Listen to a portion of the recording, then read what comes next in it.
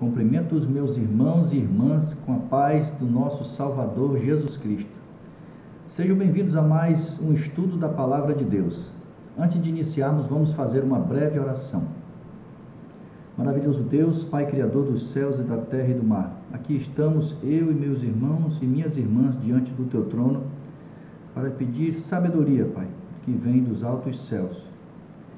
Nos dê entendimento do que vai ser dito agora, que nós possamos assimilar e botar em prática em nossas vidas, fugir do pecado, parar de estar em pecado, Senhor. Nós te agradecemos em nome do nosso Salvador e intercessor, Jesus Cristo. Amém.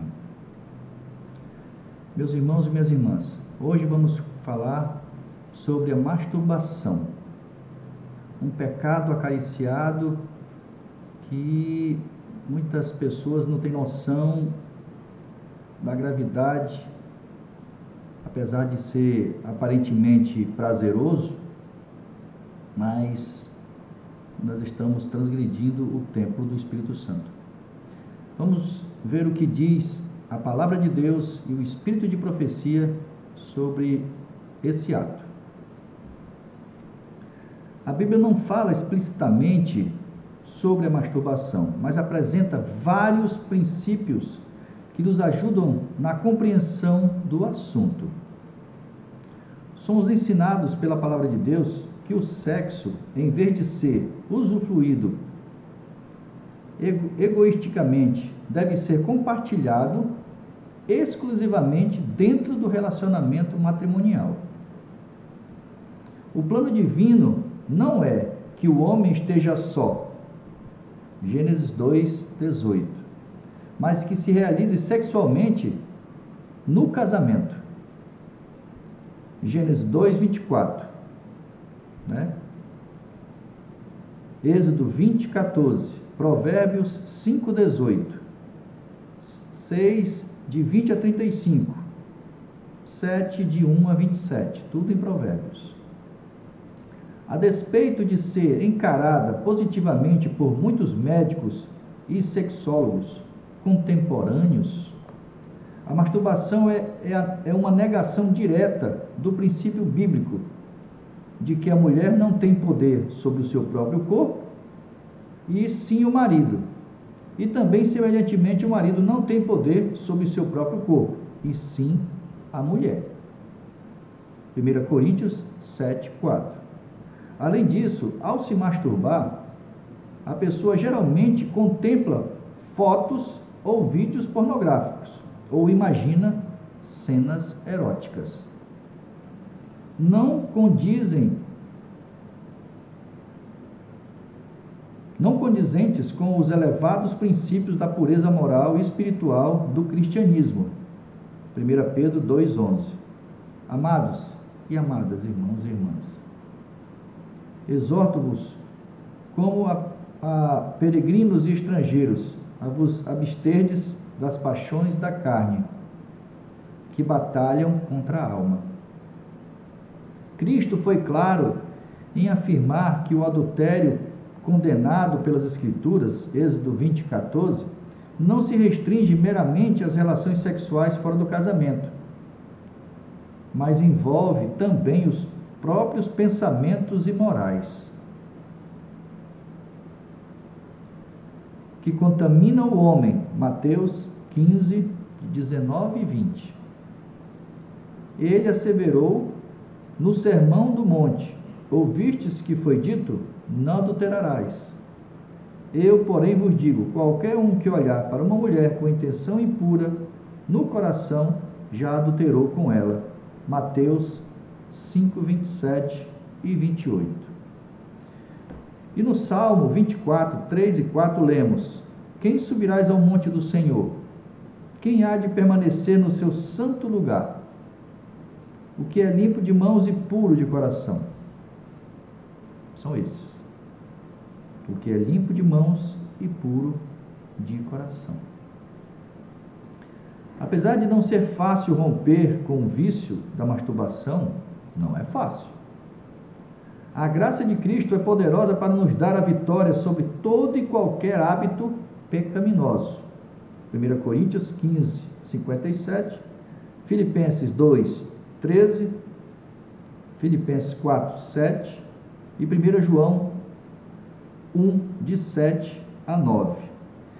E para desenvolver em nossa vida o ideal divino enunciado nas seguintes palavras: finalmente, irmãos, tudo que é verdadeiro, tudo que é respeitável, tudo que é justo, tudo que é puro, tudo que é amável, tudo que é de boa fama, se alguma virtude há e se algum louvor existe, seja isso o que ocupe o vosso pensamento. Filipenses 4, 8. Não pensamentos impuros. Né? Não é fácil, meu irmão, minha irmã. Não é fácil. Mas com o Espírito Santo, que nós temos que pedir todo dia para não deixar esse templo vazio, para que outro Espírito habite nele, nós conseguiremos.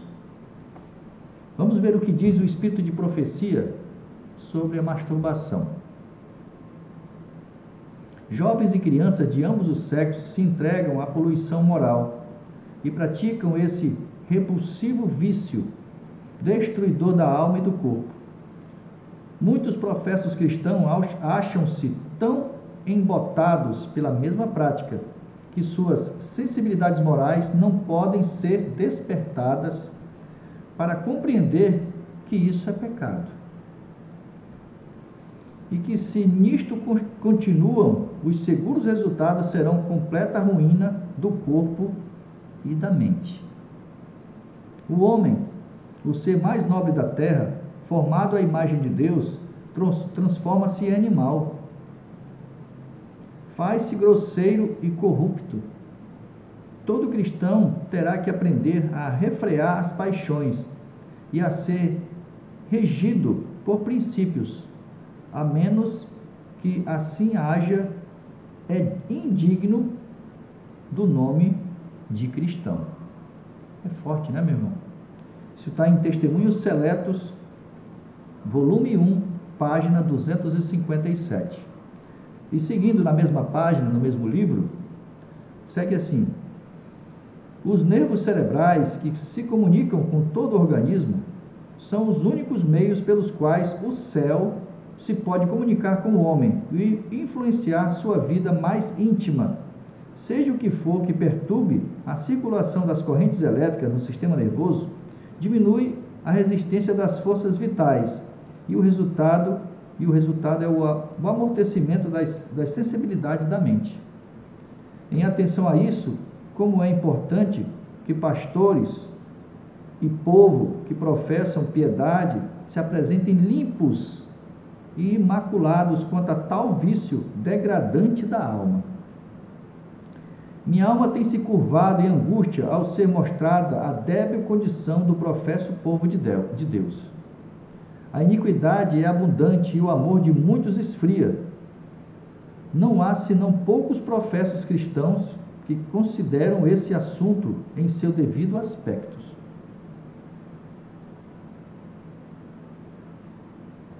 E que mantém sobre si mesmo o justo governo quanto à opinião pública e o costume os não condena. Seguindo ainda em Testemunhos Seletos, volume 1, ainda na página 257. Quão poucos resfreiam suas paixões por se sentirem sob obrigação moral de fazê-lo, e porque o temor de Deus está diante dos seus olhos. As faculdades mais elevadas do homem são escravizadas pelo apetite e por paixões corruptas. Testemunhos Seletos, volume 1, página 258.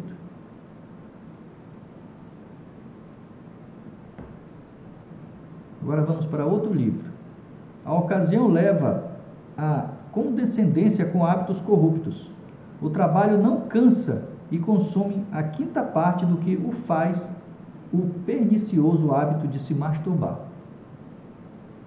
Se o trabalho simples e bem regulado aborrece vossos filhos, estáis certos, pais, de que há alguma coisa mais que lhes está enervando o organismo e produzindo uma sensação de constante cansaço.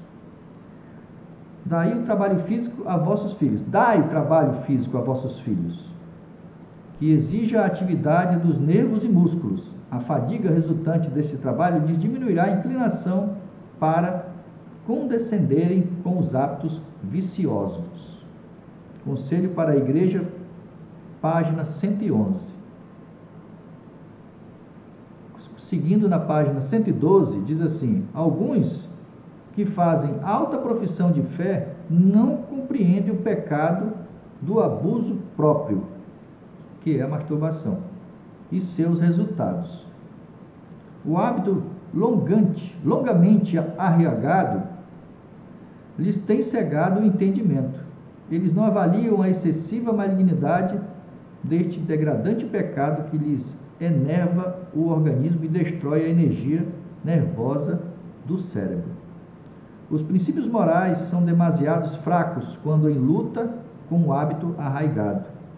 Solenes mensagens vindas do céu não podem pressionar fortemente o coração tão fortalecido contra a condescendência com esse degradante vício. Os sensitivos nervos do cérebro perderam o saudável tono devido à estimulação doentia para satisfazer um desejo antinatural de satisfação sensual. Conselhos para a Igreja, página 112. Porque o natural é você estar com a sua esposa, né? Ou a esposa com o seu marido. Ainda em Conselhos para a Igreja, na página 112, diz assim: geralmente os pais não suspeitam que os filhos compreendem algo a respeito do vício. Em muitíssimos casos, os pais são os verdadeiros pecadores. Têm abusado dos princípios matrimoniais e, pela condescendência, fortalecido suas paixões sensuais. E, ao se fortalecerem estas têm se enfraquecido as faculdades morais e intelectuais.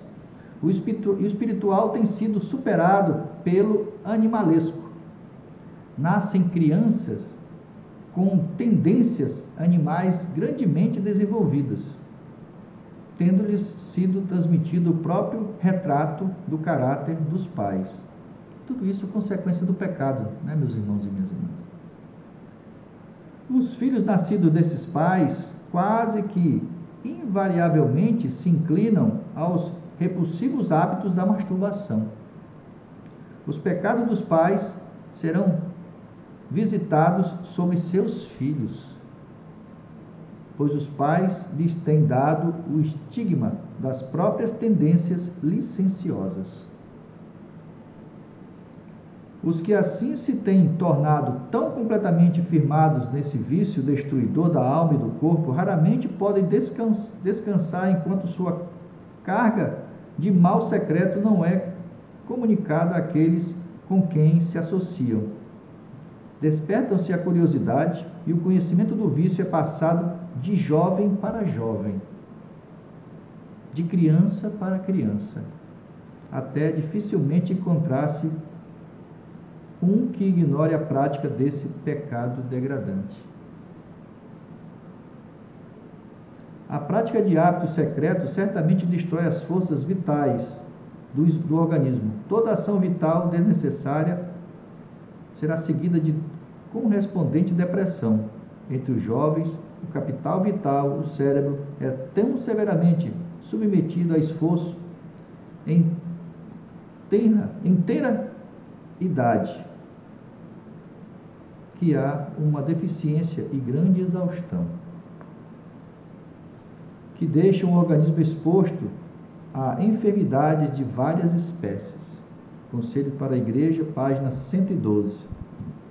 Na página 113 diz assim: se a prática é constituída nas idades de 15 anos e daí para cima, o organismo protesta contra o prejuízo já sofrido e continua a sofrer, e os farás pagar a pena da transgressão de suas leis, especialmente nas idades de 30 a 45 anos, por muitas dores no organismo e várias doenças, tais como afecções do fígado e dos pulmões, neuralgia, reumatismos, afecções da espinha, enfermidades nos rins e tumores cancerígenos. Alguns dos delicados mecanismos da natureza cedem, deixando uma tarefa mais pesada para os restantes realizarem, o que lhes desorganiza o delicado arranjo, havendo frequentemente repetida decadência física, cujo resultado é a morte. A página 114 diz assim: o vício secreto, a masturbação, né? Esse vício secreto destrói as boas resoluções, o esforço fervoroso e a força da vontade para formar um bom caráter religioso. Todos os que têm qualquer verdadeiro senso do que significa ser cristão sabem que os seguidores de Cristo estão na obrigação, como discípulos seus de Cristo, né? De trazerem todas as suas paixões, forças físicas e faculdades mentais em perfeita subordinação à sua vontade. É a vontade de Deus que nós temos que fazer, a vontade de Cristo que nós temos que nos esforçar para fazer. Os que são controlados por suas paixões não podem ser seguidores de Cristo.